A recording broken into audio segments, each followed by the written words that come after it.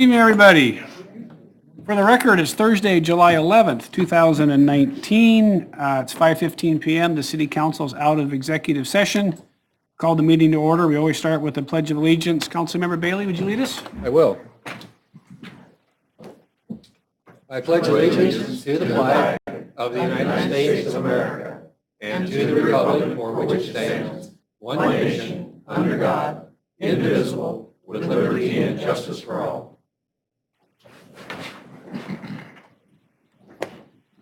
All right, and for roll call this evening, we have all 7 council members present.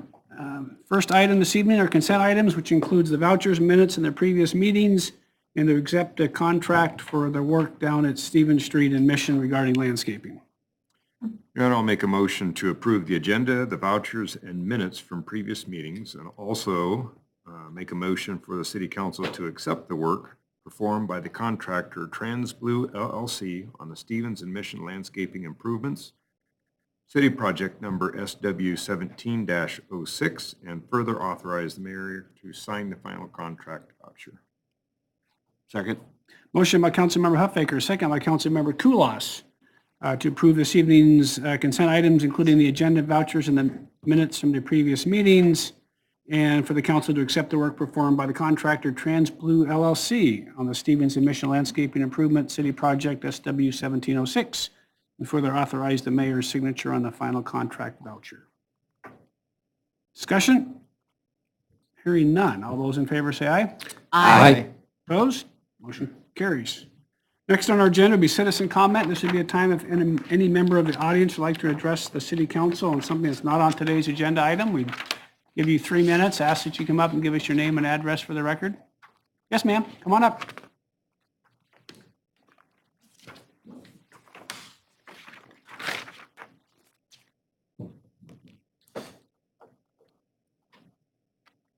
Stand here. No, sit down, relax. Here, Mom. Need your name and address for the record, and then we'll give you about 3 minutes. My name is Dolly Morgan. I live at 500 North Emerson, apartment 211, and here in Wenatchee. Okay. And I live at Garden Terrace Apartments.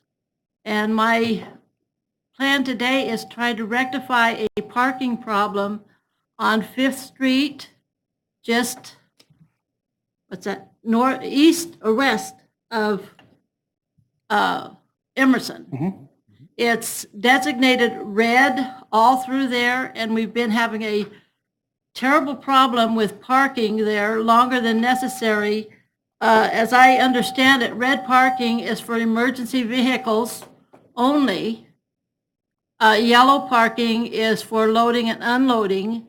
The sign out there, which we can show you pictures, says it's for loading and unloading. Loading and unloading only. It does not state a And time no- limit, though. Oh, okay. And there's people, even residents there, that have been told that, they know that I was coming today to try to enforce the enforcement of the parking there, because when ambulances and fire trucks, there's been a couple of times, I think more than a couple of times, that ambulances have, or fire trucks have had to go up to the Safeway parking lot or around to the employee parking lot to come in. And we are all old people, and we have issues. You don't look like an old person to me. I'll be 70, or no, 70. 70 in September. Okay. But she And- is prone to strokes, and it- which a lot of us are. We're prone to strokes, prone to falling, and quick response if they have to hunt for a place to park because somebody has already parked there. And my suggestion is if they could park, the red part and maybe one spot back, park yellow only for loading and unloading. Right now it's all red, but they're still ignoring it. And we have 2 residents there that forever are parking there and blocking day and night. we have addressed the building supervisor and whatnot about this, and they keep telling us that it is a city. It is a city issue if it's on the city Yes. street. So Mr. Neer is correct on that one, so. So we will have our parking people take a look at it. Our public works folks will take a look at it, and we will get back to you in a couple of weeks as to Okay, what would it you is our like- plan would be. I give you my address or phone number. Yes, I can give you're- you a phone number. You gonna say it publicly for everybody? I don't People care. may be I'm- calling you. All I right, have complaints. I don't care about people knowing it. Dolly, what's your, I'll call you out in the hallway. Oh, Sounds okay. fantastic. Thank Okay, you very thank much. you. perfect. Thank you for being here tonight. And thank you. You bet. Thanks, Dolly. Oh, look at that. Perfect timing, too. She's good. Yep. Do I have good timing or not? Thank you. Anybody else wish to address the council on something that's not on today's agenda? Seeing no takers, we have a number of presentations tonight. The first one, which is not on your agenda, is our council member Lyle Markhart has achieved the AWC Advanced Certificate of Municipal Leadership, which means he's gone through a bunch of classes and done all of the work to become a advanced municipal leader. So Lyle, congratulations. I know it's been a lot of work for you, so congratulations. Oh, picture? You're in charge of the camera this year? I guess so. All right, thanks, Jesse. Thank you. Congratulations, Lyle. Thank you. That is a lot of work. I know Jim's got one, Mark's got one, Lyle's got one, so pretty remarkable to get those, so congratulations. Shows how much your council cares about doing the right thing and learning government. All right, Parks and Recreation Month proclamation. Who's got I that? have that, Your Honor. Councilmember Bailey. So, a proclamation of the City of Wenatchee, Washington. Whereas parks and recreation activities and experiences provide opportunities for people to live, grow, and develop into contributing members of the community.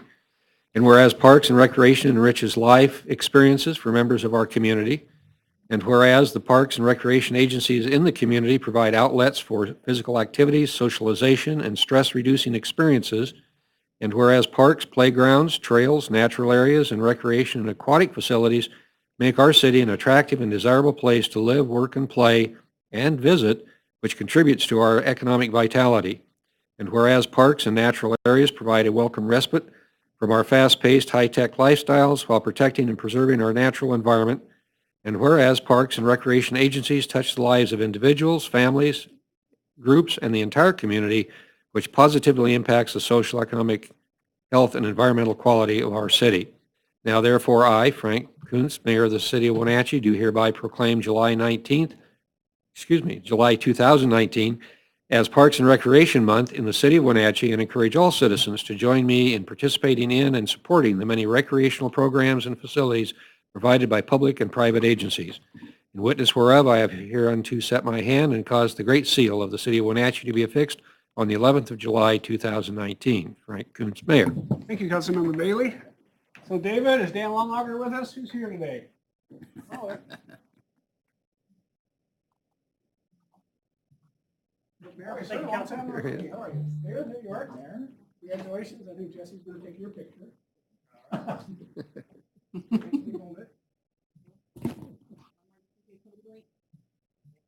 All right, thank you.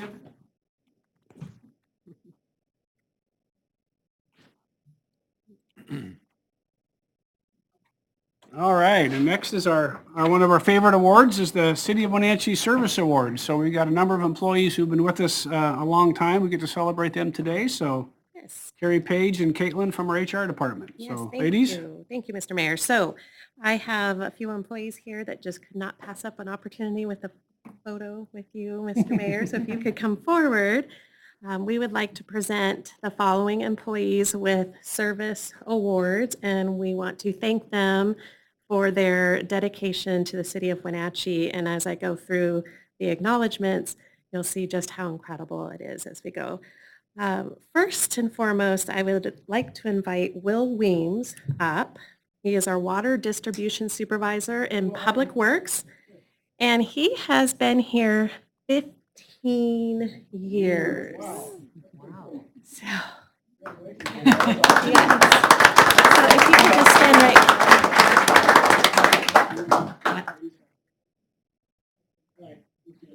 Congratulations, Will.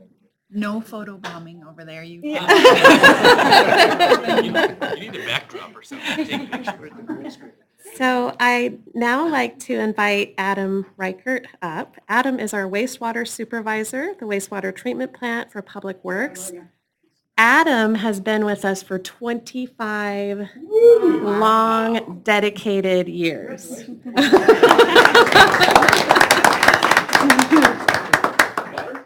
Oh, sorry. Oh, wait. Adam. Wait, sorry. Too many cameras from too many directions. Congratulations, Adam.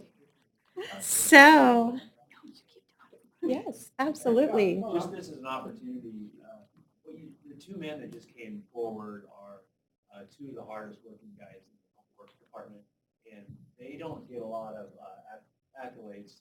They keep our, Will is responsible for keeping your drinking water coming every day, and Adam is runs our treatment plant. So they're behind the scenes doing the heavy lifting, and they don't get a lot of accolades in the public, so I just wanted to kind of honor them.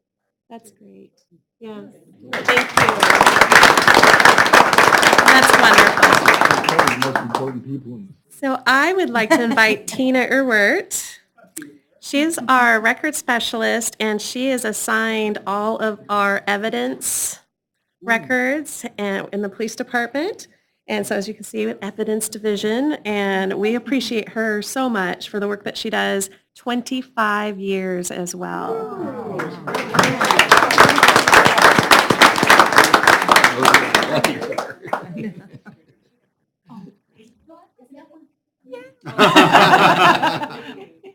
Here we go. Congrats, Tina. And I should mention that as the years of service grow, they are receiving pins, lapel pins, and every year they go up to ruby, emerald, and then the 25 years just got a little diamond with their service. So I don't know if I should tell you that, but just want to let you know that's pretty amazing. So save the best for last, although we appreciate all of you very, very much. We have a 30-year employee with us tonight. He's our building and fire inspector for community development. Dave Nichols, if you could please join us up front here. You might have to speak up a little bit for Dave.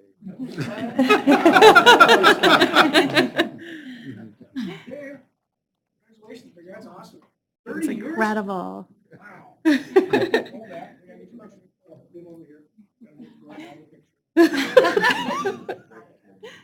Good job. Congratulations.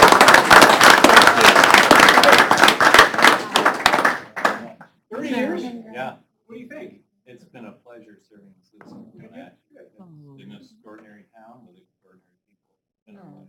Great. Thanks, Dave.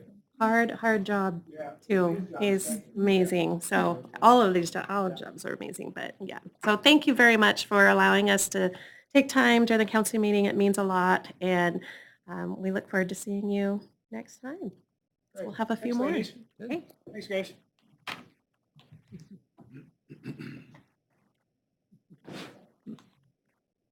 All right, now we have a presentation from the Chelan County PUD.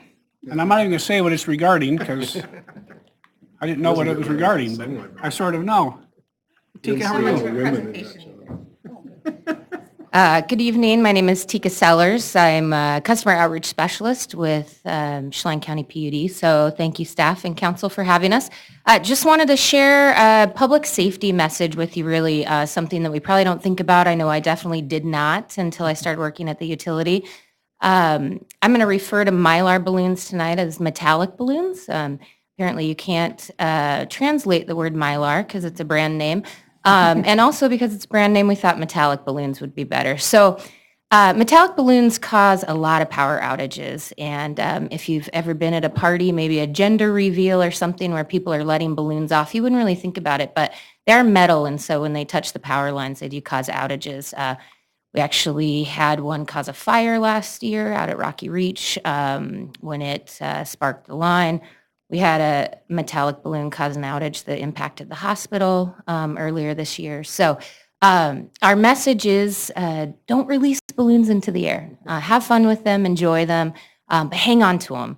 So I've got a couple of pieces of material. So this is English, Spanish on either side, and these are rack cards. And then we've also got an 8.5 by 11 flyer. If you feel like these would be helpful to pass out to anyone in your organization, agencies, groups that you're involved with. We did try to get this information out to the high schools before graduation. We'll also be touching base with some of the vendors in town and cemeteries and other places that balloons are used on a regular basis. The message here is not to discourage people from purchasing and enjoying balloons, but just to do so with safety in mind. So I'll just read a couple of the helpful tips, and then if you're interested, I left some of these on the table back in the back, or you're welcome to contact me and I can get you more copies.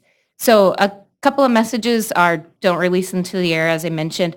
Tie all your balloons, ribbons to weights. But don't tie the balloons together. So even if they're just regular latex balloons, if they're in a bunch like this and they get let go, they wrap around the power lines. And when the lines touch each other, they cause outages. So don't use metallic ribbon on helium-filled balloons.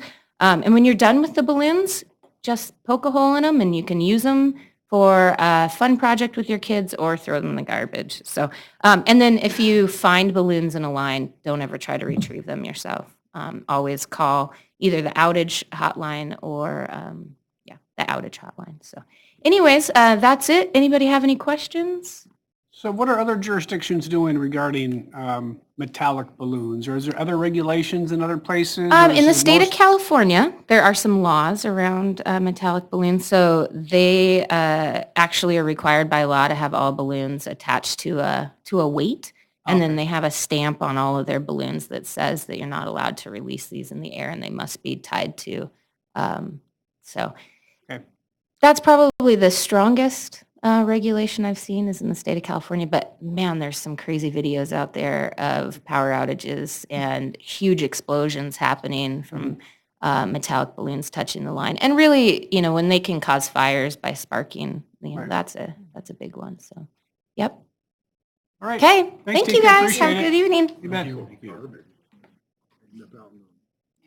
And last but not least, the Pybus Market presentation. So I saw Steve Robinson and, there's Leslie.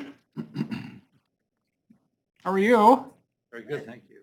Mr. Robinson, neighborhood. Yes.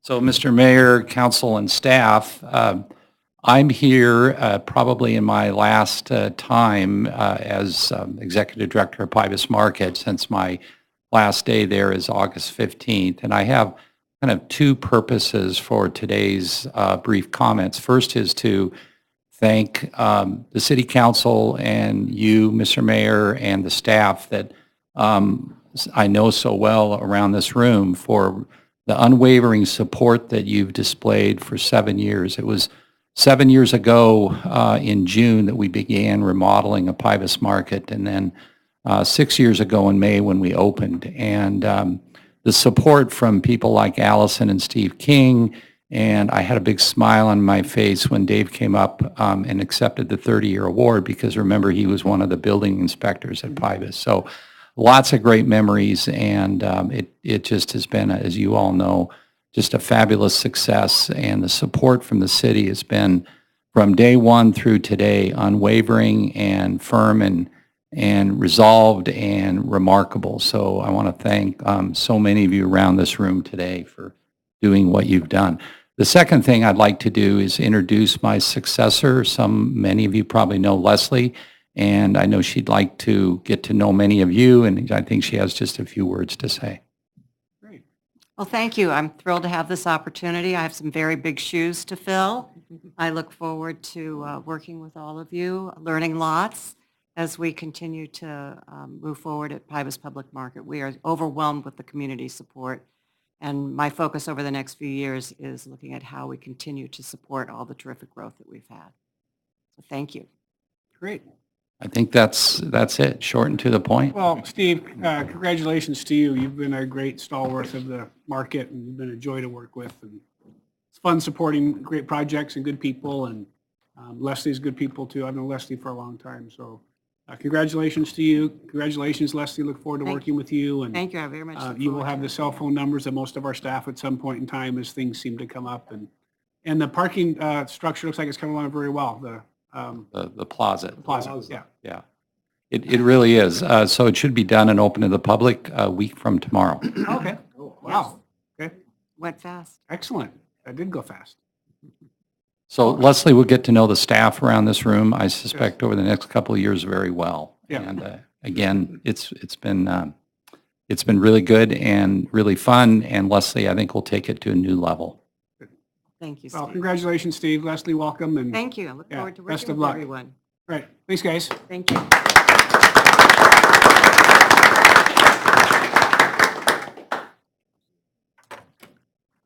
All right. We have a number of action items this evening. The first is a resolution regarding supporting of the Link transit ballot measure. So Allison, are you going to present? And then I don't know if we're going to hear a little bit from the public. I see some folks there that may want to say a few words. So Certainly. Allison, I'll turn it over to you. And Certainly. So as a collective body, the city council has the ability to endorse measures. At your May 9th regular meeting, you had a presentation from Richard DeRock of Link Transit looking at this measure that would endorse a 0.2% sales tax for the expansion of Link services. So the resolution that you have before you is a resolution of support similar to the resolutions endorsed by other cities, Waterville, East Wenatchee. And I know we do have, I saw Russ Fidel here in the audience who may have a few words for you. And so this is here for your consideration tonight, looking at a motion to support this resolution for this endeavor. any questions for Allison? Say a few words. Ross, you want to come up and say a few words? Please. Okay. I've seen that sign around town a few times.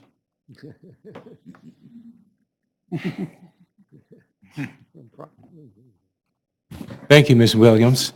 Mr. Mayor and City Council, it's my pleasure to introduce myself. I'm Russ Spidell, resident of Wenatchee, 1031 Gren Street. I grew up here, went to Wenatchee High School, was away for a few years for college, law school, and practicing law back east, Massachusetts and New Hampshire. Came back here in 1982 and have enjoyed every minute, I would say, of living here.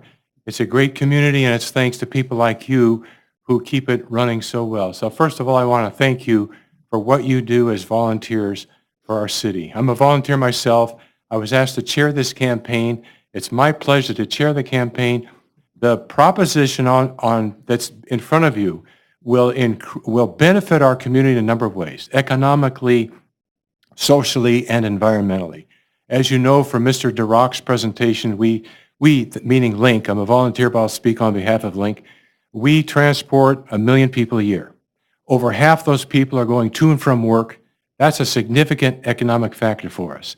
In addition, about 25% of those people are going to and from school, one or the other. Senior citizens love Link. You talk to a senior, boy, oh boy, I went to the senior center about 2 weeks ago. Man, that was a positive feedback experience.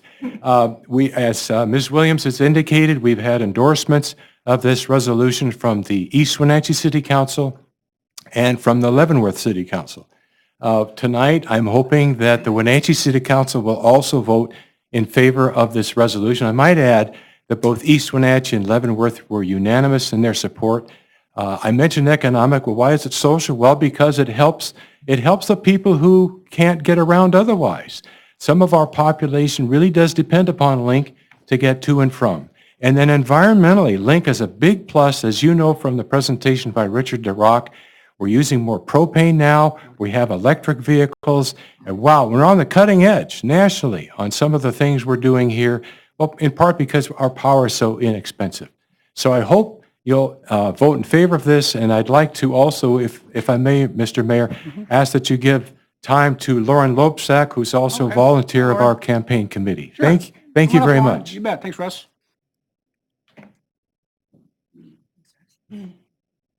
Hello, my name is Lauren Lopsack at 322 North Franklin. I finally moved to Wenatchee after all these years. Excellent. Prior to that, I have been a lifelong resident of Waterville, Washington. In 2006, 2007, I had the opportunity to get a job at Chelan County Public Works down here at the county campus. And I was living up in Lemoyne, which is on the way to Mansfield. So it really in my 20s didn't know how I could afford to commute or have rent on my own in that regard, but I did have the Route 25. So not only did I have the blessing of being able to live with my family at the time, but I had the added blessing of a community that had valued transit and had provided an opportunity for me to have access to Wenatchee during the week. So I would drive into town, get on the 25 at 6:25 in the morning, and then walk from the Columbia Station up to the county campus. And I did that for several years until I was able to afford the commute when I could. But I actually really kept riding the bus because of all the benefits of being able to nap and, yeah, basically nap. And the point being is that opportunity would not have been available to me to put those two blessings together for them to help me move into the next steps of my life and become the successful individual that I feel that I am today.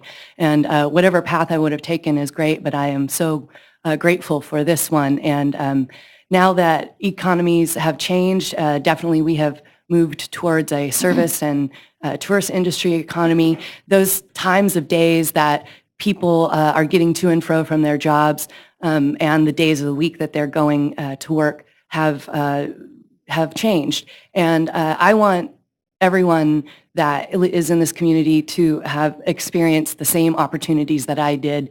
And that's why I am helping on this campaign, and that's why I'm voting yes and asking the City Council to also consider a support for this measure. Thank you. Great. Thanks, Lauren. Well, Lauren, I love to hear your support, but it's just one of 1,000 stories that are all like yours. It's just impressive to hear that. So I can't imagine how I could not vote for this motion. Thank you for that consideration. Thank you all. Thanks, Lauren. All right, anybody else wish to address the council on this particular action item? See no other takers, you're walking. Oh, coming back. Okay. I was going to turn over to the council for any action they may be willing to take. Well, Your Honor, I make a motion for the City Council to approve Resolution number 2019-32 in support of the ballot measure in Chelan and Douglas counties that increases the sales and use tax by 0.2% for Link Transit. Second. Motion by Councilmember Bailey, second by Councilmember Markart, to approve Resolution 2019-32 in support of the ballot measure in Chelan and Douglas counties that increases sales tax by 0.2% for Link Transit. Discussion? Just one. I just want to say this is, Link has been a godsend for my family. My oldest granddaughter is epileptic and she suffers periodically from seizures, so she cannot drive. She probably will never be able to get a driver's license. And this has enabled her to be able to get around the community, get back and forth to her mother's, which she lives out on Turtle Rock. Just otherwise, she would be completely without transportation. I know there are a lot of people in that same situation, so thank you for what you're doing. It's a very important thing that we vote this through. I'll add that for me, the way I look at this is that in a healthy community, two things are just absolutely vital.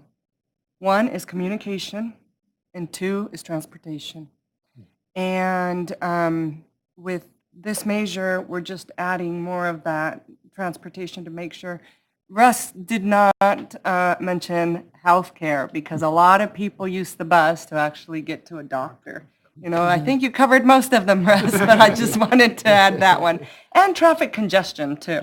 It alleviates traffic congestion, which is a side issue from the environmental issue, but it does help with the traffic congestion that we are experiencing. Well, in 20 years, I saw plenty of appreciation for Link from passengers that I carried. So. All right, any other discussion? Hearing none, we'll have a vote. All those in favor say aye. Aye. Opposed? Motion carries. Got your unanimous carry, Russ. You're 3 for 3. Good work, and Lauren. Thanks, guys. All right, next item is regarding support for the Rivercom ballot. So Allison, I'll turn that over to you. I don't know if we have any members of the... Misty. Oh, there she is. Coming up, Misty. So we also have a resolution of support for Rivercoms, the reauthorization of their sales tax that expires in December. We've not had the opportunity to have Misty here. Misty Vibrock is the Executive Director of Rivercom, and she's here to spend a few minutes with you talking about this issue, and then you have the resolution before you to consider. Great. Misty, go ahead. Okay, well, thank you very much for having me today. As Allison said, our measure does expire in 2009. We had a 10-year sunset on that. And it started in 2009, so it expires in December. It's about a $3 million annual revenue that we receive from the sales tax. And so without this measure being renewed, that's $3 million that goes back to our user agencies to absorb and to help with capital improvements, radio improvements, and everything else that we don't have funding for currently today. Just to remind you, if you're not aware, the excise tax that you pay on your cell phone bill, that 95 cents, can only be used towards the call-taking pieces of what we do. So our law enforcement, fire, and EMS folks take on everything else. So they handle all of our dispatching services. So the excise tax has really become stagnant. It's just barely starting, it's just really stagnant for us. It's just barely creeping up. It's about $1 million of what we receive each year for our annual budget. So do you have any questions of me? I've been out in the media. I'm sure you've heard two me. counties, Chelan and Douglas? Yes, it has to Okay. pass in both counties, simple majority of the voter turnout. Okay. And it's And a the critical. kinds of things that would happen if it didn't pass? So you know how you get your funding for police, Right. fire, and EMS, and that's through property taxes. So in my opinion, if this doesn't pass, we still have a lot of radio infrastructure to repair and renew. And if this doesn't pass, that pressure is going to go on to our user agencies at about a $3 million deficit a year. And I envision that those agencies will have to go after more property taxes or cut services to the public for their response. So the benefit of this measure is that this is a sales tax. It does not affect our property taxes. Everybody who comes to visit Chelan and Douglas counties to tour here, they stay in Lake Chelan, they stay in Leavenworth, they stay in Wenatchee. They purchase from our small businesses, so they are paying for that service. And as you know, in the summer times, we have a lot of boating accidents and drownings, and I'm not saying that the visitors are all responsible for those emergencies, but they help pay for that 911 service, and they're receiving that 911 service. So we were only one of 2 counties that have ever put a sunset on this communications tax. Every county that I'm aware of in Washington State has this 1/10 of 1% to offset the challenges of running a 911 center. The state legislature just passed House Bill 5272 this year, which allows counties to now go after 2/10 of 1% for 911 services. So you can see that there's a shortfall for 911 centers. The state office has, every year our funding from the state office goes down gradually. Really what happens is anytime we have an increase in our excise tax, which is the cell phone or the landline 95 cents that you pay, every time that comes up a little bit, the state just sees it at a wash. They'll pull our contract money back down. So we get about $300,000 a year from the state is all to run both of our counties. All right. Any questions for Misty? Is the current ballot, is that another 10 years, or is it a? We put it on for indefinite. We made that decision because we looked at the funding model and we don't see that there's ever going to be additional It's not funding. going away. Yeah, it's not going to go away. So, Good. yeah, Thank you. and it's costly to run these measures. So that was the other piece. And I think the important thing to note here that this is not a new tax. This is Right. just a continuation Yeah. of status quo, basically. That's right. 10 cents for every $100 you're spending. So. Wow, this is the communication piece that I was talking about that's so vital to a healthy community. Yes. Not just communications, emergency. Yeah. Just to help you a little bit understand where we've used some of this funding is we put in some technology after we received the 1/10 of 1%, which allowed us to create an interface between our CAD system where we put information from the public when you call in a 911 call, and we add that into our computer. We put an interface between the computer and our radio system so that we could dispatch our fire and medical calls faster, which has increased our ability to be a part of the life-saving. So Dr. Job, he reviews all of our cardiac arrest incidents and provides quality assurance, and he presented at our May board meeting The national average for witness cardiac arrest survival rates is 33%, and Rivercom for Chelan and Douglas counties are at 57%. So we're seriously saving some lives out there. So, and we wouldn't have been able to do that without technology. So it's just it's a critical piece. All right, any questions for Misty? If not, I'd entertain a motion if we had one. Your Honor, I'll make a motion for City Council to approve Resolution Number 2019-24 in support of the ballot measure in Chelan and Douglas counties that renews a sales and use tax for E911 emergency communication systems and facilities utilized by Rivercom 911. Second. Motion by Councilmember Esparza, second by Councilmember Harold, to adopt Resolution 2019-24 in support of the ballot measure in Chelan and Douglas counties that renews a sales tax for E911 emergency communication systems and facilities utilized by Rivercom. Discussion? Hearing none. All those in favor say aye. Aye. Opposed? Motion carries. Thank you very much for your support. Good luck, Misty. Thank you. I appreciate it.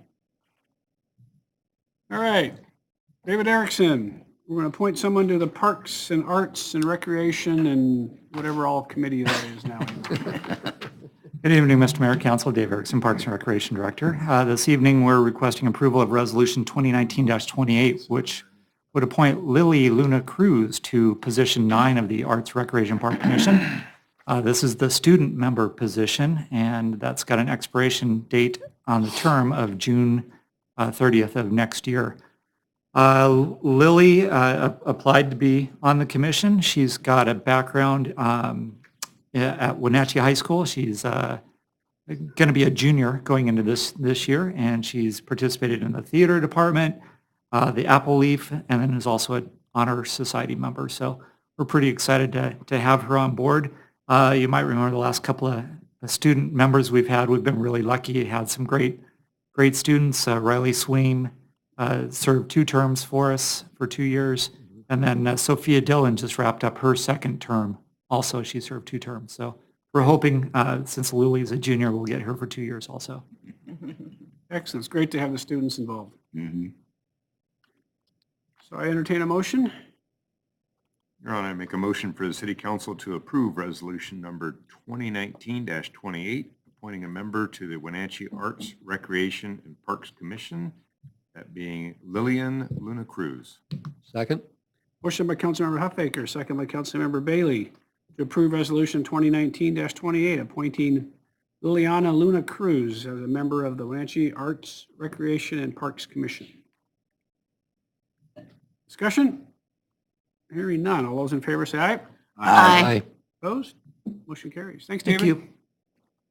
All right, next up is our contract for legal services for indigent criminal defendants.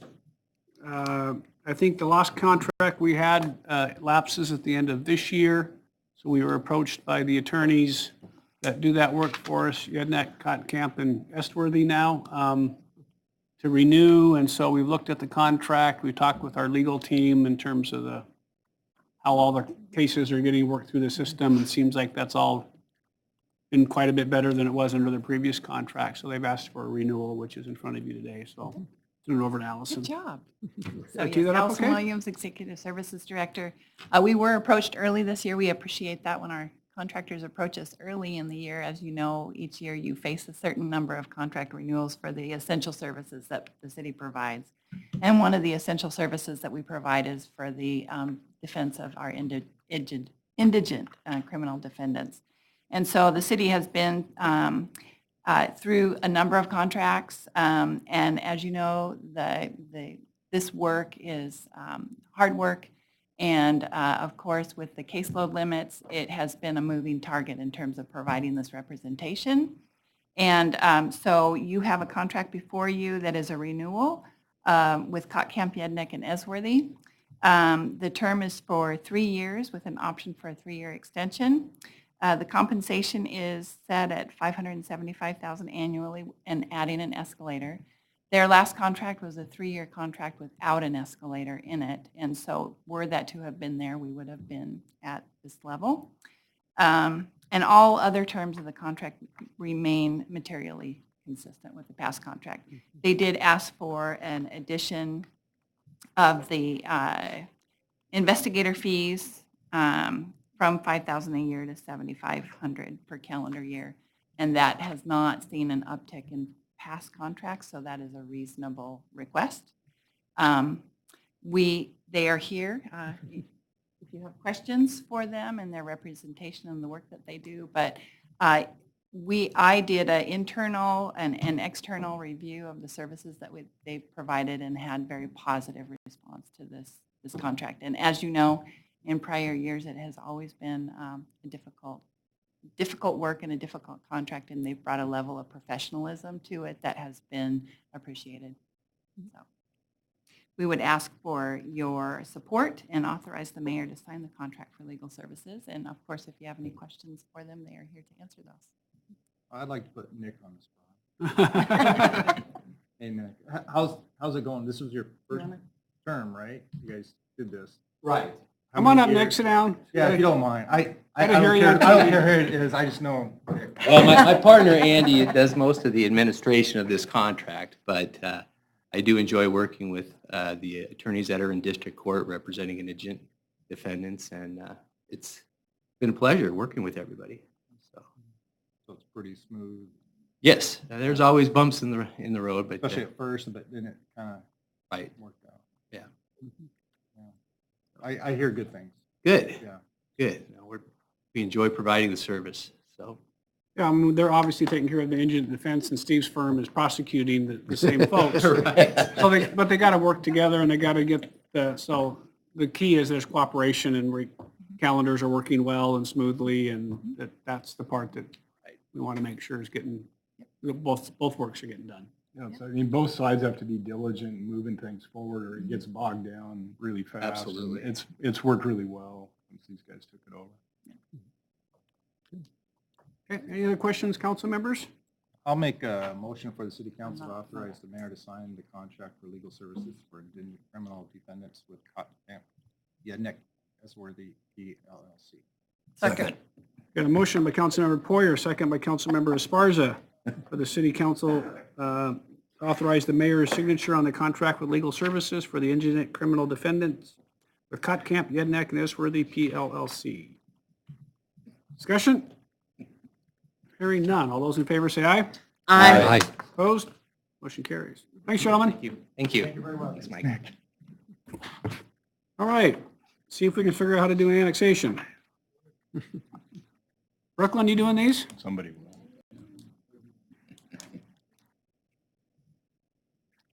We're going to do Isola and then Tramp. Yes. Okay? Brooklyn Holton, Housing and Community Planner for the city. We have the Isola annexation. This is a resolution to set a public hearing. So just a recap, this is still the same as our old process in setting a public hearing by resolution. At that public hearing, we'll then go into the BRB where we do a resolution for notice of intent. This is an area that the Isola annexation application came in. We had another existing application just 3 doors down, and so staff did some work, and we ended up getting 5 properties included in this annexation. From consolidating those 2, getting signatures from the properties in the middle, and then by value adding an additional property. So the public hearing would be held later at the next meeting this month. And all of those property owners are aware of it. So. Any questions on this one? So a public hearing is currently scheduled for July 25th. Okay. And at that meeting, we'll do a public hearing and resolution to notify the Boundary Review Board of intent to annex. And that, just help me with where this is at. Is this Broadview? No, this is by Methow. Okay. So Methow and Terminal, so kind of right by the county line south at the end of Methow. Got it. Okay. Thank you. Yeah. All right. Council members, since we're basically just setting a public hearing date, Your Honor, I make a motion for City Council to approve Resolution Number 2019-31, fixing a time for a hearing on June 25th petition for annexation of unincorporated area that includes 5 parcels located on the north side of Terminal Avenue between Met House Street to the west and extending east towards Cross Street, stopping approximately mid-block, also known as the Isola annexation. Second. Motion by Councilmember Huffaker, second by Councilmember Markart. For the City Council to approve Resolution 2019-31, fixing time for hearing on a petition for annexation of an unincorporated area that includes 5 parcels located on the north side of Terminal Avenue between Meadow Street to the west and extending east towards Cross Street, stopping approximately mid-block, also known as the Isola annexation. Discussion? Hearing none. All those in favor say aye. Aye. Opposed? Motion carries. And the Tramp annexation. Yes, so this is in the exact same stage as the Isola. Hopefully they'll be presented to you guys together. This one is just a piece of property that was missed in the previous annexation. It abuts against a property owned by Tramp, and is just a piece that we're trying to fill in. It's not adjacent to the street. It's kind of a standalone non-access piece that was not included in the previous annexation. And this one will be setting a public hearing for the same date as Isola. Any questions on this one? All right, I'd entertain a motion. Your Honor, I make a motion that City Council approve Resolution Number 2019-30, fixing a time for hearing on petition for annexation of an unincorporated area located to the west of Skyline Drive in Millardale Block A that is bordered to the south and west by urban growth area boundary, to the north by current city limits, and to the east by undeveloped land that fronts Skyline Drive, also known as the Tramp annexation. We have a motion. Do we have a second? Second. Motion by Councilmember Bailey, second by Councilmember Kulas to approve Resolution 2019-30, fixing a time, for hearing on petition for annexation of unincorporated areas located to the west of Skyline Drive in Millardale Block A, that is bordered to the south and west by urban growth area boundary, to the north by the current city limits, and to the east by undeveloped land that fronts Skyline Drive, also known as the Tramp annexation. Any discussion? Hearing none. All those in favor say aye. Aye. Opposed? Motion carries. Thanks, Brooklyn. Brooklyn, excuse me, usually we have a map that kind of shows where these are. They come along and we kind of miss where those are, so. Yeah, I actually just looked and was surprised that I didn't see the map. Okay, So my apologies, and Okay. that I will double check those in the future. Good, thank you. Thank you. Thanks, Brooklyn. All right. So we are doing some work on the Social Security building across the street, with our old city hall. And as part of the redoing of that, at Finance Committee, we were approached from our facility group about the air conditioning units that are 30 years old or more up on the roof. And the consensus was, if we're going to go ahead and redo the entire building and provide Social Security with Class A office space, that the air conditioning systems ought to be updated and that sort of thing. So the Finance Committee has seen this and has sort of approved it. So now we're working on some contracts to get folks designing stuff. So I'll turn it over to Lisa and Steve, and they can take it from there. Yeah, Alyssa Webb with Facilities Manager for the city. I'm just going to call you Elisa just because. That's fine. Okay. Works. We are here to ask for a contract amendment to Forte's professional service agreement. When we originally planned the project, we were going to reuse the HVAC systems and the plumbing. We have decided that that would not be in our best interest, so that's what this is a change order for. It is for $25,960 for design services. The construction is incorporated into the budget. So did we plan on originally having some design work on that? Correct. And we were just going to use a different We were gonna do it- contractor? We were going to do it as a design build Got it. from the contractor. So we were going to spend this money either way. The issue Correct. is, do we It's just- spend it on a design build or with an architect who's hiring folks to do that? Correct. It's just a function of which contract. Okay. My only concern was the amount for design. That just seemed, I know we're doing some plumbing and things like that, but it sounds like it's mostly just replacing some plumbing. And for the air handling unit, air conditioning portion of it is just replacing what's there. So I'm trying to figure out where we're at, $17,000 in design for just replacing something that's hit end of life. There is some reducting that needs to be incorporated into this as well. So they were going to combine them into this one contract with Bogart. But does this seem like a reasonable amount just for design? It just feels like a lot to me. That just seems like a lot for designing ductwork and doesn't buy one scrap of material yet. It just designed it. There are currently 2 HVAC units on top of the old City Hall. One is a 5-ton unit and one is a 15-ton unit, so they have to rezone the whole system. Mhm. That would be part of that expense. Again, I think we were going to spend the money whether we had the Correct. HVAC contractor redesigning all of that as well. Someone was going to have to design it, whether you paid it to the HVAC contractor to do it or you paid it to Forte to do it. Someone was going to do the design work, do the calculations, do all the airflow handling if you're replacing the units. Is That's correct. that the right answer? Yes, that is the right answer. I think it's also a function of everybody is really busy. So I do think it's a little bit steep, but I think you're going to pay it whether you do it through the contract or not. It's just So that, extremely busy. but this is going to be quicker, that's the idea?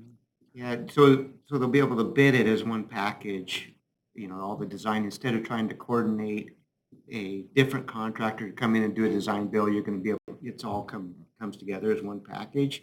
When we always knew we were going to work on the HVAC, right? And we thought maybe we would even do it separately. We think overall it'll be more efficient and less conflict between contractors if you have it under one bid package and not have multiple contractors working, trying to accomplish, do the interface and all of that stuff. I mean, Keith has a good point in my eyes. It's confusing because like house you build or something like that, the contractors wants to make the money, he wants to make the profit, so he's not picking the design, he's figuring out the design, but it's just the cost of the unit and the ductwork, right? I don't think he has the cost of the design in there because he's done so many. So this one's so unusual because you got to get 2 and then you got to figure out. I mean, you're going to You're rewire. going to end up doing 1. Okay. How big's the building? 7,000. Yeah. 7,000? Yeah. About half the Seems size- high, but about half- this is half out the of size my. of your house? This Yeah. seems high, Yeah. but again, they'll do it for free. I know. Yeah, if I want to get somebody in there, they'll do it for free. Yeah. Yeah. What'd you say, half of my house? When I look at the, I just got that, man. this is comparable amount to the structural engineering that's being done too, and it seems like the same level of work. Same level. Yeah. Yeah. I mean, I don't know enough about it. Yeah. I don't know. That number just stood out to me. It just seemed a lot for just design work. So ultimately, will this be paid back to us by Social Security in the contract that we signed with them? No, this part was part of the building shell. So when we came to council and proposed the project, we had some shell work that we needed to do and then the tenant improvements. And so we knew that, we used to have a garden hose on top of the roof trying to keep the air conditioner units working. So we knew we needed to do this as part of the shell work, whether Social Security moved in or not. So did we have that budgeted as part of the show? It's part of the budget, yep. So really, the only difference is we're taking that money and just changing who it's going to. That's correct, yeah. All right. I still think it's a lot, but. What was the issue with the plumbing? Are you taking, completely replumbing or just in certain areas or? They're redoing the bathroom, the existing bathrooms, and they're taking all the old fixtures and putting in new fixtures. Okay, so it's fixtures, not the Not pipes internal themselves. guts. No, Okay. So we'll still have a mix of galvanized and everything else in there? unfortunately. Yeah, okay. All right. I'd entertain a motion if we had one. Well, I'd like to make a motion for the city council to authorize the mayor to sign the contract amendment number 1 to professional service agreement for GSA Social Security project on behalf of the city with Forte Architects for additional design services for the GSA Social Security building, project number 1809. Second? Motion by Councilmember Markar, second by Councilmember Bailey to authorize the mayor to sign the contract amendment number 1, professional services agreement for GSA Social Security project on behalf of the city with Forte Architects for additional design services for the GSA Social Security building, project 1809. Discussion? Hearing none. All those in favor say aye. Aye. Opposed? Motion carries. Next up, ARC contract amendment. Look at some parking on Met House Street. Yeah, Steve? so we're requesting an amendment, authorization for an amendment of $13,000, 10 of which would be to look at Met House Street. So we talked about Finance Committee today. Met House Street, currently between Yakima and Arrondo, is a one-way street. Very narrow, the actual street is, but the right-of-way is actually very large. If you go out there and look, it's from the face of the Burke Hill apartment building to the fences. And so it's a big, I think it's an 80-foot right-of-way, which means we have a lot of opportunity to make a pedestrian and parking corridor between the courthouse and City Hall. So this was, $10,000 would be to develop several options, the engineering for several options for council to consider if we wanted to do a retrofit on Met House Street to accomplish some of the parking needs that we have around here.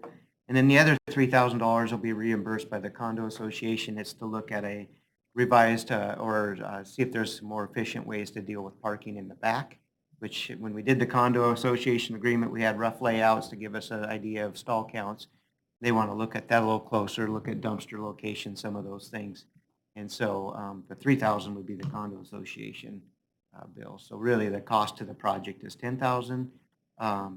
We're just wanted everybody to be aware is, you know, these options will range in a, we'll probably present some options that will cost more than what's in the federal building project budget. It'll be looked at as a separate parking type project. Just want to be upfront about it. Now, we will be able to save a little bit out of the federal building because we were going to buy some land around here. That might eliminate that. Basically, just to get the options on the table. So we're still on budget for the federal building? Federal building is still on budget. Mike's going to ask that every single time. Yes. Yes. It is absolutely amazing how wide the city right-of-way is there. It's way past back a sidewalk. Again, right up against the building next to the Burke Hill and clear up to the front door of the insurance guy and all of that. And so, and all the way down, I think the first round of parking at Bella Bistro is all on city property.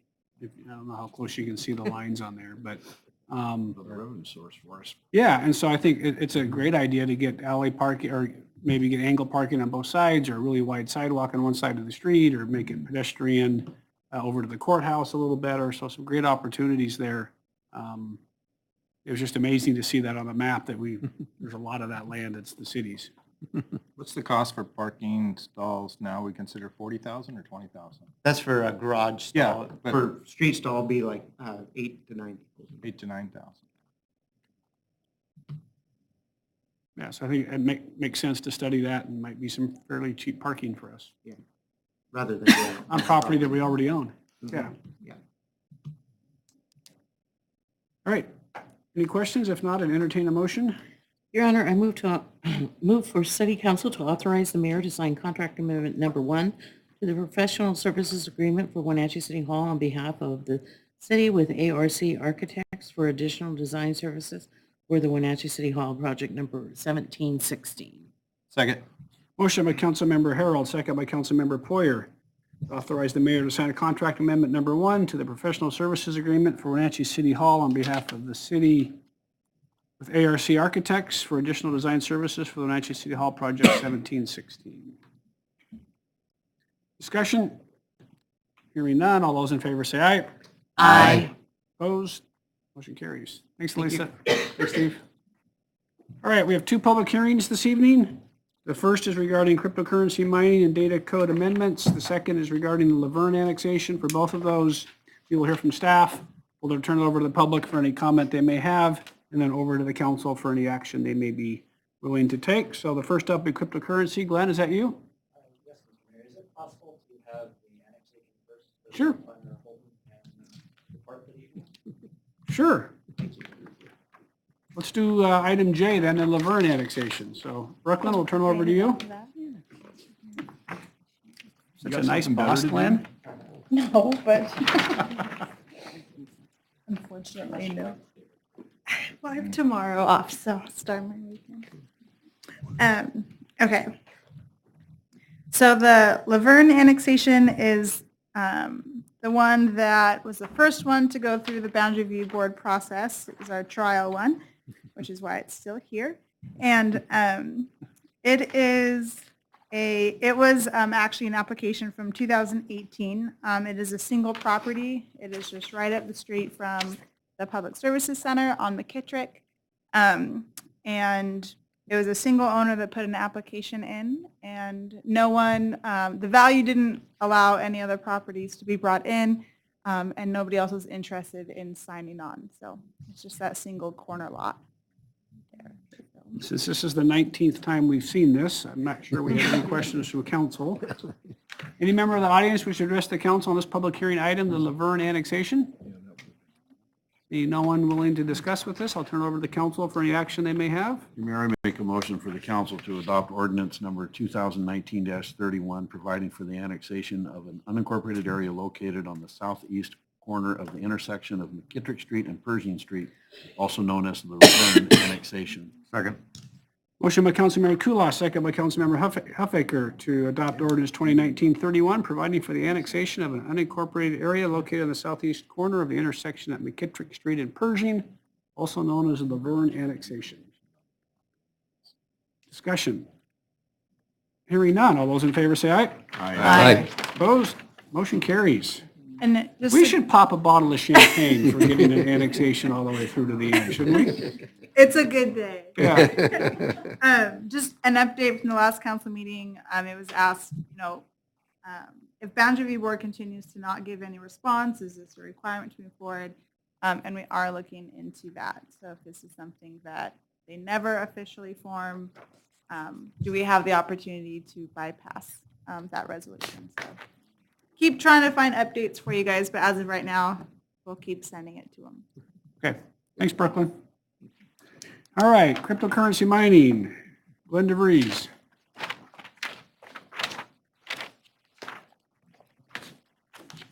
Good evening, Mr. Mayor, members of the council. For cryptocurrency, in 2018, the City Planning Commission and City Council held a total of 6 workshops and 2 public hearings and had good public and coordination with the PUD on looking at the cryptocurrency issue. On January 10th of this year, the council reviewed a draft recommendation from the Planning Commission, and the recommendation was remanded back to the Planning Commission, and the direction hit 2 points. One, specifying that cryptocurrency be removed with respect to the considering it as a residential accessory use. And then 2, that the Planning Commission evaluate potential noise impacts from cryptocurrency operations in commercial districts. So there were a number of sessions to look into this by the council and the Planning Commission. There's a joint workshop held in January with the Planning Commission and City Council. The interim control was extended for cryptocurrency in February, and then the Planning Commission held a workshop in May on this matter and formulated a recommendation, forwarded a recommendation rather, to you in June. And on June 20th, we held a workshop with the council. So today before you, we have a recommendation for you to consider taking action on. I'm going to just simply focus on the changes from the original that this includes, and should you have any questions on the other components, would be happy to answer those as well. But the first change was, as directed, Bitcoin's operations as far as an accessory use in residential areas was removed. And then secondly, the Planning Commission looked at noise impacts, but also aesthetics as well, and the location of commercial of Bitcoin operations in commercial storefronts. And the recommendation that they came up with before you as far as changes to the draft that you saw in January provide that Bitcoin operations in commercial districts need to pull back 50 feet from the storefront so that we retain an active retail service environment in our downtowns and our commercial districts that accommodate the use in the to the rear of structures. And that we continue to look at blank wall standards. Essentially, if we have a new structure for cryptocurrency facing a street, we don't want a box with fans. We want to provide some design components so that it's a part of our community, a part of our commercial districts, and can blend in that manner. And then the last component was, as directed, the Planning Commission reviewed decibel levels and recommends tying that to the Washington Administrative Code minimum requirements. And what additionally, though, was provided is that there would be a measure to provide measurement. And that requirement would fall on the developer. They would need to hire a professional to do the noise testing. And then within 30 days of the business license being issued for that operation, and then the city could choose, has the ability under this draft to require a secondary verification, and then there'd be the requirement for ongoing compliance with that noise provision, and the operator would be held to that noise standard for the life of their business. So those are the changes that are included in the draft before you, and then the original components that were before you in January. And I would stand for any questions you have now or later. Yeah, I got a stupid question, but I'm good with those. I look on Craigslist and there's a cryptocurrency shed the guy's selling. How does that have anything to do with anything? Can people just drag a shed on a lot? So they would have to meet our, depending on, in the commercial area, they would have to meet our standards for a structure and how that looks. They couldn't just put most of our districts don't allow, for example, a railroad storage car. They would have to meet our design standards for a structure. For example, which is why we have that blank wall standard. For example, the North and South Wenatchee Business District have design standards on materials. And so any structure that goes in that's new would meet our design standards that are applicable to each zoning district. Something couldn't just be placed on a site without meeting our overall standards, depending on which district they're being looked at for. Even temporary. Even temporary. Chelan County, you can just throw a temporary shed, put 4x4 railroad ties underneath them or whatever, and nobody can't do anything about it. It qualifies under the county. We would take a look at it, yes. Okay. Did you buy it? No. I thought about it. Yeah, asking for a friend. Yeah. 5 more months I might buy it. And so then this makes cryptocurrency in residential areas just not allowed use. Correct. And that's been carried forward on the interim control today, and so there would be no change in that respect.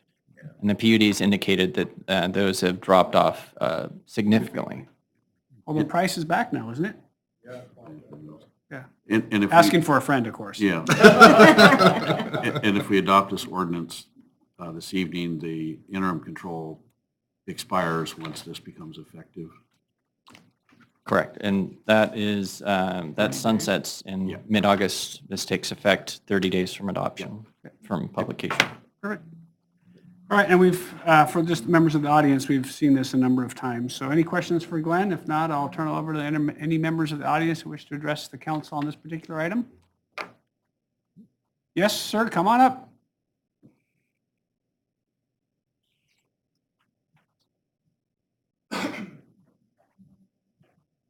Name and address for the record. Nick Martini, 324 South Chelan. Nick.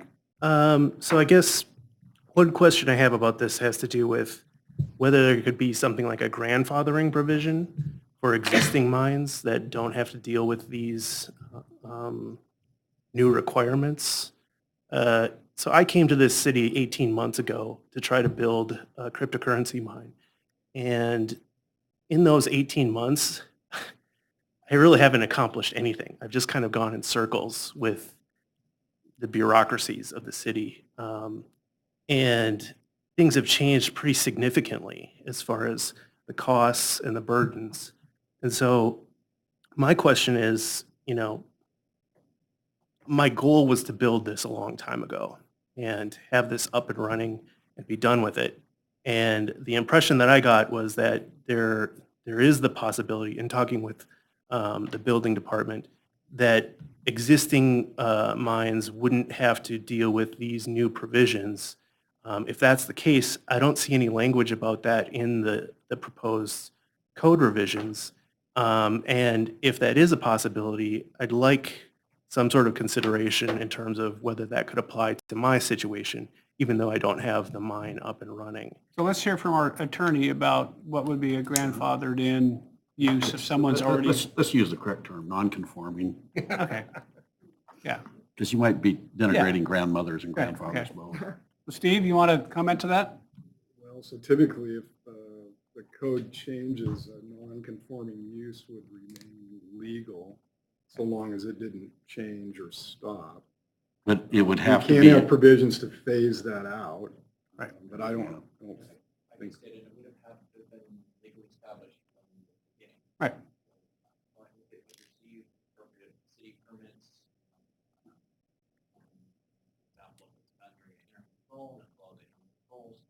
But if it's not previously legal established, then it would be legally not. Right, yeah, that's the key. It has to be a legal, non-conforming use. Right. So in essence, you're grandfathered in if you're legally running a cryptocurrency mining in an operation with a permit and a license and all those sorts of things. If you're operating one currently under our current zoning prior to that, you're fine. We can't zone you out of that. Or at least we're good. We're not doing that. Okay. But if you're not, if you're still planning for one in a certain spot and you haven't completed that part of it yet where it's up and going, then these controls would come into play. So that's the problem, I think, or the thing that I'm concerned about is I don't have it up and running right now. The reason why I don't have it up and running is because for 18 months, I've been dealing with the PUD moratorium, Right.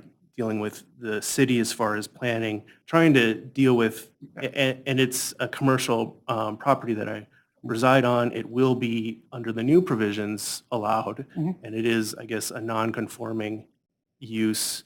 But I guess it doesn't seem fair to me that, for 18 months, that has been my focus, and all I've been doing is going in circles. And to have this pop up, while I'm in limbo for 18 months, it doesn't seem fair that now this additional burden is placed on me when I've been doing everything I diligently could. And I think it's reasonable to think that in 18 months, I'd be able to get this up and running. And that has not been the case. And I can go into detail as far as the diligence and what I've been doing and what I've encountered. But it doesn't seem like a very fair outcome if, you're held up in a moratorium and, oh, by the way, while you're in there, we're going to create all these up, it's already significantly changed since I started the process and made the decision to move forward.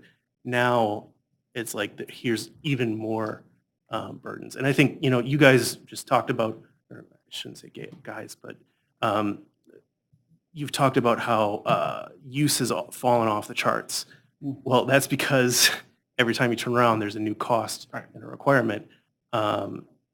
So I guess that's all I'm requesting is, consideration and maybe some sort of language in here to reflect that, my situation be exempted from that. So that's the first thing that I wanted to discuss. And I don't even know if you can deal with that at this hearing. The second is just the language itself of the change, specifically paragraphs 7 and 8 with the noise measurements. I look at that and I don't understand even what this is. How is this information used? Why is this information being collected? it looks like it's just an additional cost that's put on to someone who wants to be able to do this. It seems like there should be some sort of clarification of what the purpose is, how it's going to be used. You know, and the provision about the city reserving the right to require independent verification. I mean, I read that and what I see is I can do a reasonable job of measuring these noise requirements, and I don't see any criteria in terms of the city deciding, no, we're not going to accept that. And now, is that another $3,000? I mean, I don't know how much this would even cost, but I think it's going to be a pretty significant cost. And then I have to do it again, and I didn't even know what the criteria was for determining it. Beyond that, you know, I think there are some other concerns with the language. I get the feeling that I understand that there's been a lot of work put into this, but I don't think maybe there was a perspective of somebody on the other side, you know, the cryptocurrency miner, in terms of concerns, because some of this language, you know, location of noise measurements along the property lines, well, how many points? I mean, you could have an infinite number of measurements along property lines, right? Like where, and it says, well, focus on the places most susceptible to noise, but okay, is that only 10 points? Is that 50 points? Where do you measure it? And beyond this, you know, my property is located on a state highway, and one of my property lines is 2 feet away from that state highway.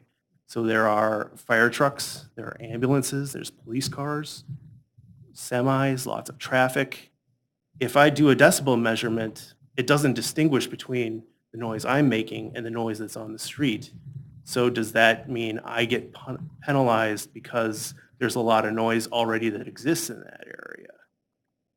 So I think I understand what the goal is here, but I don't think that, you know, a lot of thought has been put into why, how, what's the purpose, and that there are a lot of ways that it could be misused and cause problems. So I just wanted to voice my concerns in terms of the grandfathering and in terms of the, you know, the actual implementation and use of the provision. Thank you, Mr. Martini, for being here. Anybody else wish to address the council on their cryptocurrency issue? If not, I'll turn over to the council for any action they may be willing to take. Your Honor, I make a motion for the city council to adopt ordinance number 2019-30, amending chapters 10.08 definitions, 10.10 district use chart, and 10.48 general regulations of the Wenatchee City Code relating to cryptocurrency mining and data centers, terminating the interim control imposed by ordinance number 2019-04, and establishing an effective date. Second.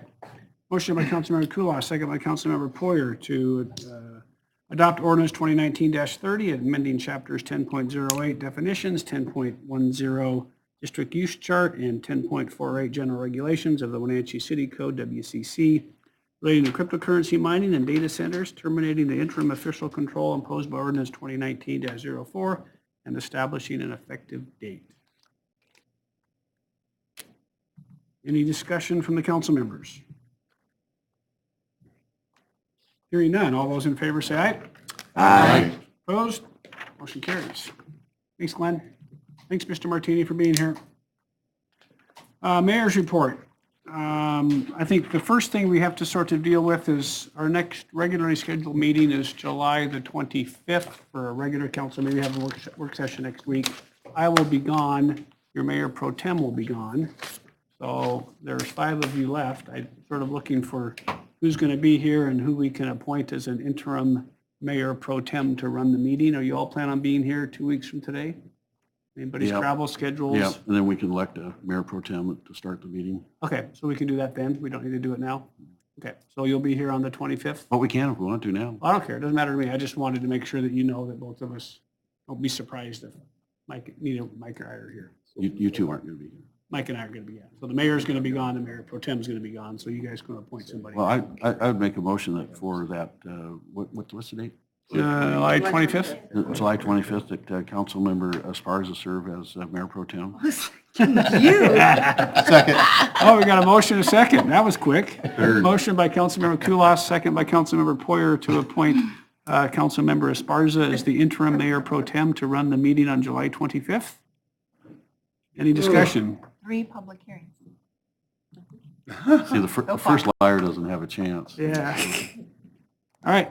All those in favor say aye. Aye. Opposed? Motion carries. That was easy. Next item that keeps coming back is we had nobody at Rivercom yesterday again. I apologize for that. So That was a last minute problem that I had and could not make it. So we really got to figure out how to get folks there. I mean, I'm more than welcome to get someone appointed. We just got to get someone there. Can we? I know you're traveling a lot and I get all that, but we need to. Can we appoint somebody else and? It's up to the council to do whatever they want to Make a do. swap?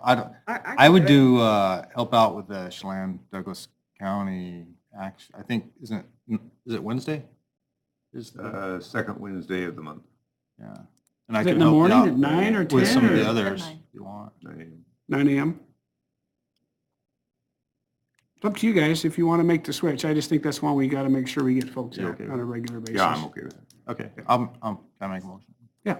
I'll make a motion that Ruth Esparza is now representation for Rivercom. Council. No, that's fine. Sorry. That's fine. Esparza. Amending that. Got a motion, do we have a second? Second. All right, we got a motion by Councilmember Poyer, second by Councilmember Bailey to appoint Ruth Esparza to the Rivercom Board. And then we'll have Linda be the alternate again. Yeah, I can continue as alternate, but I Okay. couldn't make all of the meetings. Perfect. So I have a motion and a second. Any discussion? Hearing none. All those in favor say aye. Aye. Opposed?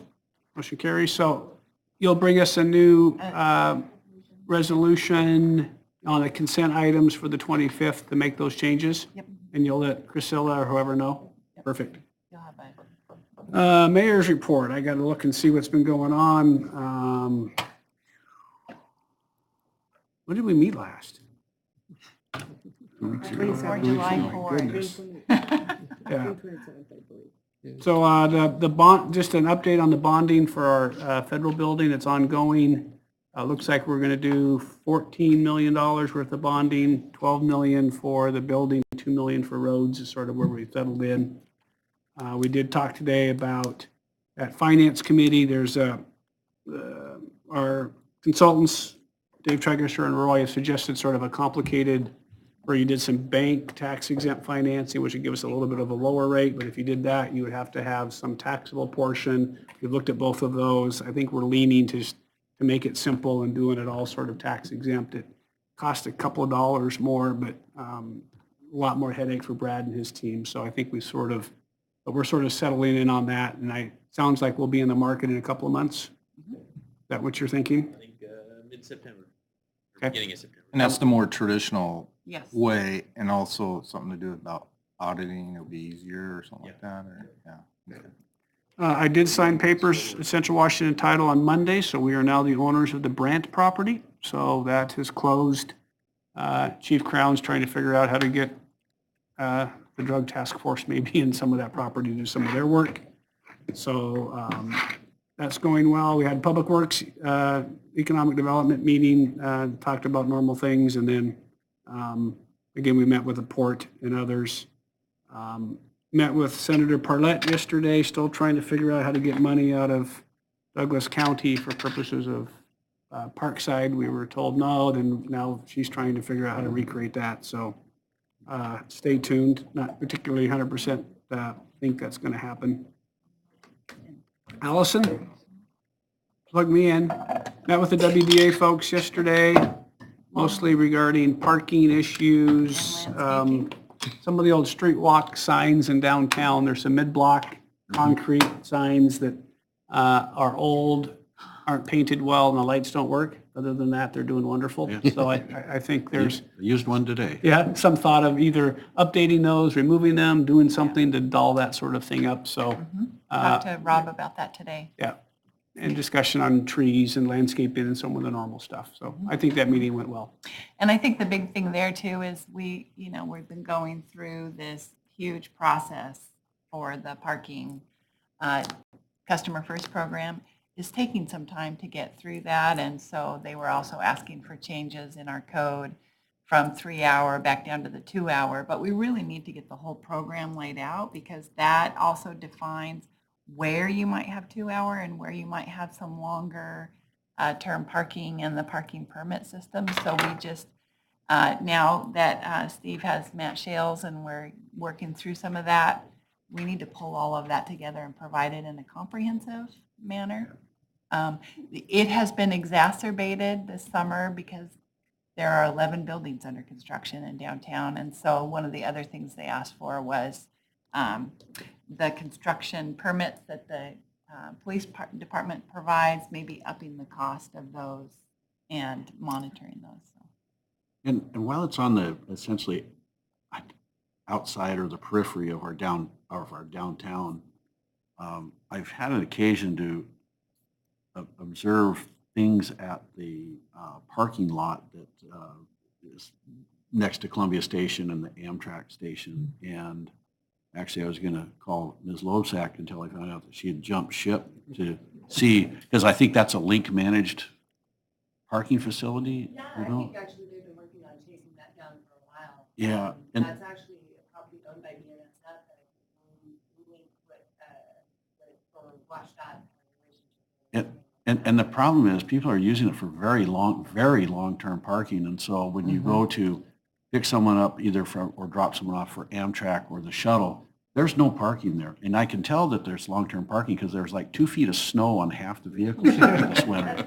As a matter of fact, they do permit that, and I believe that some of that was required use because of the Amtrak. Yeah, yeah. And then there's, of course, the employees that are parking there, not going to Columbia Station, but somewhere up on Wenatchee Avenue. And so there's just, it's like. Yeah, it's quite a, the WDA will tell you that they have employees of the stores parking in downtown Wenatchee. Yeah. And if you go to work at 10 to open the shop and you go home at 1 for lunch, you've just missed the 3-hour thing. If you come back at 2 and you've done at 5, you can park 2 3-hour times and take up a spot. We have the same problem, and I should have mentioned this to our friends at Pybus. We built a nice little gravel parking lot right underneath the walking bridge. Yeah. And we've asked them, just employee parking, just put your employees in there. I should be able to drive over that bridge on my bicycle at 10 o'clock on Saturday morning, and that lot should be full, and there's nobody in there. Yeah. The employees refuse to, and it's like, we got to get the employees to park to free up the spots. It's not all that hard. So we have those problems sort of both places, right? Different sort of, but just both places. So we just got to keep working and We're having monthly parking meetings now with Steve and Pybus and the chamber, just to talk about the parking and stuff. And what I've been trying to do, or what I've been doing, is giving them a schedule of events at the convention center that we know parking is going to be just not available, so that people know, so we can alert them ahead of time. So far, so good. We're just growing. Yep. No, I know, but it continues to become an issue. Yeah, And we're just it will. continue to work on it. Yeah. All right, council members, anything on your issues that are? I was hoping that, I realize we probably have a pretty full deck for study session next week. I was hoping to get 10 minutes to talk about kind of a district setup proposal and just some ideas for how do we keep evolving that concept for that better representation that we all voted for. Okay. Yeah. Well, Just 10 minutes, just 10 minutes. And what are our items Our for next topics Thursday? next week, we have GWADA is coming to do a report out on Flywheel and to ask for your support for the future. Okay. The Wenatchee Downtown Association annual report. We have a presentation on the North Wenatchee Avenue project and additional work plan from the Economic Development Department. So I think we can squeeze that in. I'll be short. All right. Anything else for the good of the order? I think we're good. All right. We're adjourned. I'm short.